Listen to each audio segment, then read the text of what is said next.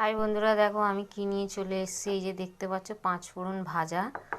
আর এটা দেখতে বুঝতে পারছো যে এটা কি? দেখো, আমলকি সেদ্ধ। এটা আমি আমলকিটা সেদ্ধ করে নিয়েছি। ফোড়ন দিয়ে দিলাম, আর এখানে শুকনো লঙ্কা দিয়ে দিলাম, দিয়ে একটুখানি ভেজে নেব। হয়ে গেছে, এবার আমি আমলকিগুলো দিয়ে দেবো। দিলাম একটু হলুদ দিলাম।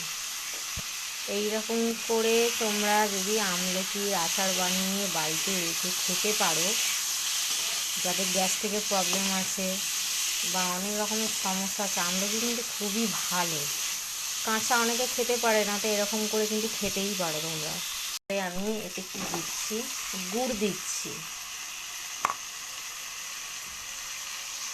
দেখো কেমন দেখতে হয়েছে। গুড় দিয়ে বানাচ্ছি, এটা মিষ্টি মিষ্টি খেতে হবে, টক টক মিষ্টি মিষ্টি। এতে কিন্তু প্রচুর পরিমাণে অ্যান্টিঅক্সিডেন্ট আছে, আর ভিটামিনস আছে, অনেক কিছু আছে। এটা কিন্তু শীতকালে তোমরা যদি খেতে পারো খুব ভালো।